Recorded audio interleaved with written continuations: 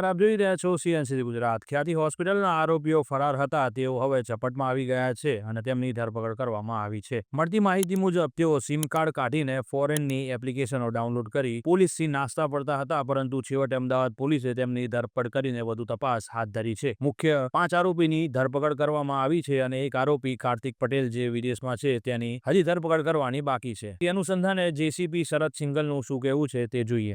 आप બધા જાણો છો કે ગઈ તારીખે 12 તારીખે આ ખ્યાતિ હોસ્પિટલની વિરુદ્ધમાં એફઆઈઆર દાખલ કરવામાં આવી હતી અને પ્રથમે વસ્ત્રાપુર પીઆઈએ એની તપાસ સંભાળી હતી અને આ પછી સીપી સાહેબની હુકમથી આ કેસ ક્રાઇમ બ્રાન્ચનું ટ્રાન્સફર કરવામાં આવ્યું હતું।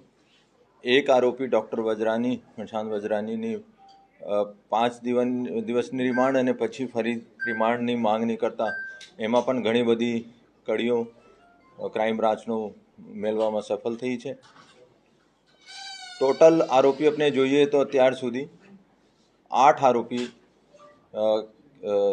જાહેર કરવામાં આવ્યા છે, જેમાંથી એક આરોપી પહેલાં પકડાઈ ચૂક્યા છે। 5 આરોપીનો પકડવા માટે ક્રાઇમ બ્રાન્ચે કાલે અલગ અલગ સ્થળો પર રેડ કરતા 5નો પકડવામાં સફળ થઈ છે। આ જ્યારે અહીંથી પહેલાં આ લોકો બધા ઉદયપુર ગયા અને ઉદયપુરથી રાજસમંદ ગયા અને રાજસમંદથી ચિરાગ રાજપૂતનો દોસ્ત છે એને ફાર્મ હાઉસ ખેડામાં રૂક્યા હતા। આ લોકો નોર્મલ કોલ પર વાત ના કરતા હતા, ચાઇનીઝ અને રશિયન એપથી એકબીજાની સંપર્કમાં હતા, જેનો ધ્યાનમાં લઈને ડીસીપી ક્રાઇમ અજીત રાજન સાહેબ અને એસીપી શ્રી ભરત પટેલ અને તમામ સાયબરની પણ ટીમો, ક્રાઇમ બ્રાન્ચની અલગ અલગ કુલ 10 ટીમો બનાવવામાં આવેલ હતી અને સાયબર એક્સપર્ટની પણ મદદ મેળવી અને આ લોકોનો લોકેટ કર્યા અને ગઈકાલે આ લોકોનો ત્યાંથી ધરપકડ કરીને આજે અહીંયા લઈને આવ્યો। હવે જો મુખ્ય આ લોકોનો આરોપી છે, પ્રથમ જેટલા બી ટાઈમ અમે મળ્યા છે એની પૂછપરછમાં ચિરાગ રાજપૂત એનો મેઇન આરોપી છે। ચિરાગ રાજપૂતનો ભૂતકાળ પણ ગુનાહિત છે। મુંબઈમાં એને વિરુદ્ધમાં ચીટિંગનો ગુના દાખલ થયેલા છે અને જોઈએ તો આ પહેલાં મેડિકલ રિપ્રેઝેન્ટેટિવ અલગ અલગ હોસ્પિટલમાં કામ કરતો હતો અને ખ્યાતિથી પહેલાં આ સાલ હોસ્પિટલમાં કામ કરતો હતો, ત્યાં પણ વાઇસ પ્રેસિડેન્ટની હોદ્દા ઉપર હતા। ત્યાંથી ખ્યાતિ હોસ્પિટલમાં આવ્યો અને અત્યારે એની પગાર 7 લાખ રૂપિયા મહિના છે અને ખ્યાતિ હોસ્પિટલનો બીજા જો મેઇન આરોપી છે આ રાહુલ જૈન છે, જો સીએનો તરીકે ત્યાં કામ કરતા હતા। તમામ પૈસાની હેરફેર અને ઓડિટ રિપોર્ટ્સ જનરેટ કરવાનું, ખર્ચા પણ કરવાનું, અગર કોઈ ગિફ્ટ આપવાનો છે, કમિશન આપવાનો છે, આ પણ સેલ્ફ વિડ્રોલ અથવા ચેક મારફતે કમિશન અપાવતો હતો। આ પણ ખ્યાતિ હોસ્પિટલથી પહેલાં સાલ હોસ્પિટલમાં કામ કરતા હતા અને ખ્યાતિ હોસ્પિટલની અગર અમે ઇન્કમ જોઈએ તો 70% સરકારી યોજનાઓમાંથી જો એનો પૈસા મળે છે, એનો કુલ રિવેન્યુ 70% ત્યાંથી આવતો હતો અને 30% ઓપીડી અને જો હોસ્પિટલ જેના પાસે સર્જરી અને દાખલ કરવા માટે જો એને રૂમની વ્યવસ્થા નથી, આમ દર્દીઓ મારફતે 30%નો રિવેન્યુ ત્યાંથી મળતો હતો। આ ડિટેલ્સ છે, પરંતુ જ્યારે એની પ્રાથમિક પૂછપરછમાં કહે છે કે ગઈ વર્ષનો ટોટલ ટર્નઓવર 11 કરોડ જેટલા પીએમજેવાય પોર્ટલ પરથી છે। હા, લાસ્ટ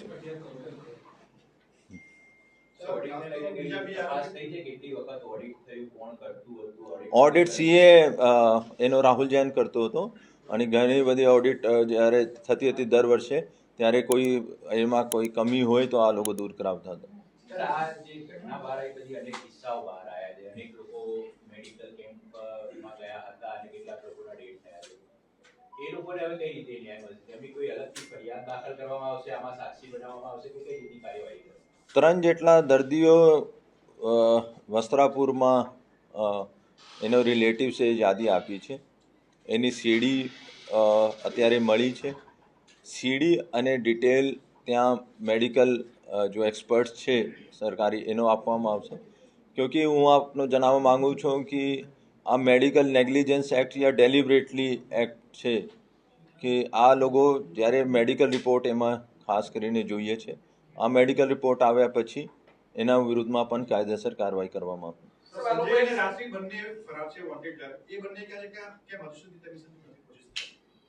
આ પણ એમાં જો કાર્તિક પટેલ તો આઉટ ઓફ ઇન્ડિયા છે, પરંતુ જો રાજશ્રી જો બીજી ડિરેક્ટર છે આ પણ આ ટૂંક સમયમાં આપનું માહિતી મળશે. એનો પણ અમે ધરપકડ કરવામાં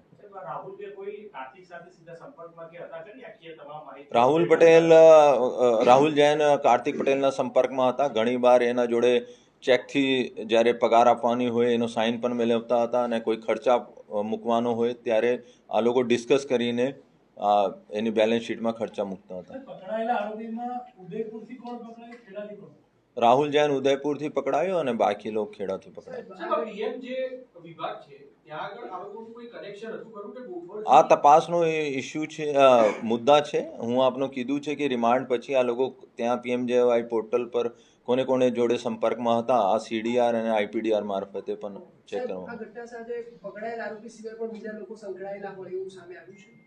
અમે આ જાણવા અત્યારે જેટલી બી તપાસ કરી છે કે ભાઈ કોને વધારે કમિશન લીધું અને કોને વધારે રેફરન્સ કર્યો એના આધારે અમે તપાસ કરશું. તો અગર કોઈ હું આ જાણવા માંગુ છું સરકારની CM સાહેબની, HM સાહેબની, DGP સાહેબની અને CP સાહેબની પણ સ્પષ્ટ સૂચના છે જો પણ કોઈ એમાં સંડાયેલા હોય એનો છોડવામાં નહીં આવશે.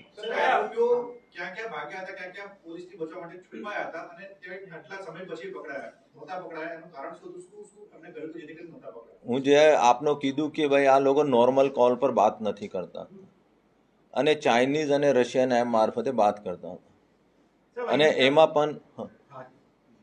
પણ આ લોકો નોર્મલ સિમ કાર્ડ મારફતે નથી, આ ડોંગલ અથવા કોઈને ઘરમાં જઈને વાઈફાઈ મારફતે વાત કરતા હતા. અહીંથી ભાગ્યો, અહીંથી ઉદયપુર ગયો, ઉદયપુરથી રાજસમંદ ગયો અને રાજસમંદ પછી ત્યાં ખેડા આવ્યો.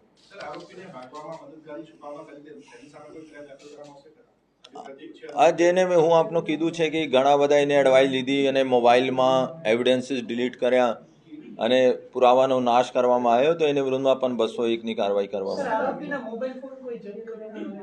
આરોપીઓનો મોબાઈલ અત્યારે સીઝ કર્યા છે અને એનો FSLમાં મોકલવામાં આવશે તાકે જો ડિલીટ ડાટા છે. ચિરાગ અને રાહુલ જૈન અને મિલિંદ આ લોકો પહેલા ગયા હતા ને બાકી બે બાદમાં પાછળ ત્યાં. આ લોકો ત્યાં ઉદયપુર ઇકઠ્ઠા થયા હતા ને અહીંથી ગાડીમાં ગયા હતા.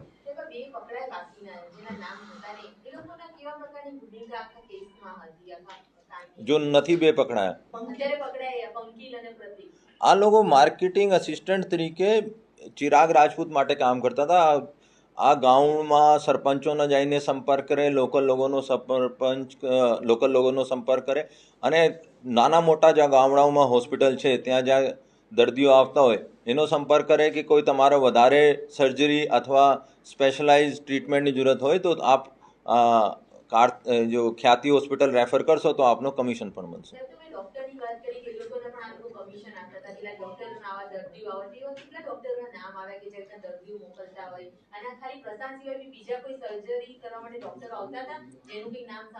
એમાં 3 થી 4 લોકોનો પેનલ હોય છે. આ લોકો ત્યાં સર્જરી કરવા આવતા હતા અને જેવી રીતે આપનો પૂછ્યો છે કે ભાઈ આ કમિશન કોને કોને લીધું, આ ખરેખર આ કહે છે કે અમે ચેકથી બધા ગિફ્ટ લીધા છે અને કમિશન અમે ચેકથી આપતા હતા.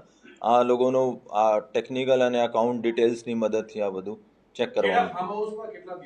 મિલિંદ પટેલ છે જો પહેલાં સાલમાં પણ નોકરી કરતા હતા અને એને થોડા શેર માર્કેટમાં નુકસાન જતાં એના વિરુદ્ધમાં પણ પહેલાં 2 કેસ 138 મુજબ દાખલ થયેલા છે.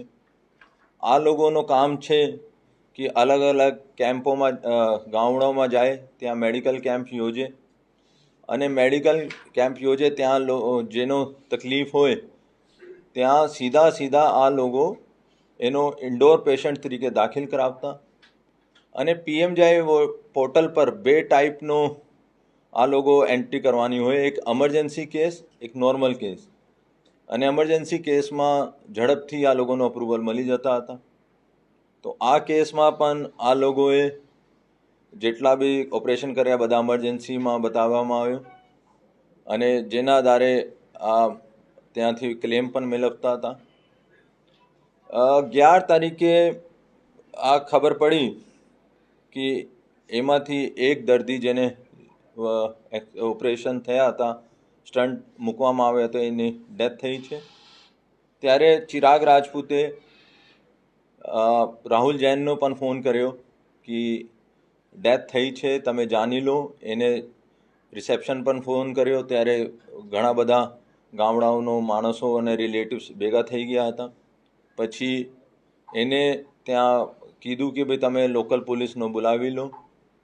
અને જ્યારે મેડિકલ બોર્ડ ગાંધીનગર તરફથી આ લોકોની સ્ટેટમેન્ટ માટે બોલાવવામાં આવ્યા હતા ત્યારે એનો ખબર પડી ગઈ હતી કે આ લોકોની વિરુદ્ધમાં એફઆઈઆર થવાની છે. ત્યારથી આ લોકોએ બધા મોબાઈલ વોશઆઉટ કર્યા, મોબાઈલ બંધ કર્યો અને પછી આ વાઈફાઈ અથવા જો બેસિકલી ડોંગલ મારફતે આ લોકો એક દૂસરાના સંપર્કમાં હતા. ત્રીજા આરોપી પ્રતીક હીરાલાલ ભટ્ટ, ચોથા આરોપી હીરલાલ ભટ્ટ અને પાંચમા પંકિલ, આ બંને ચિરાગ રાજપૂતની માર્કેટિંગ ટીમમાં કામ કરતો હતો.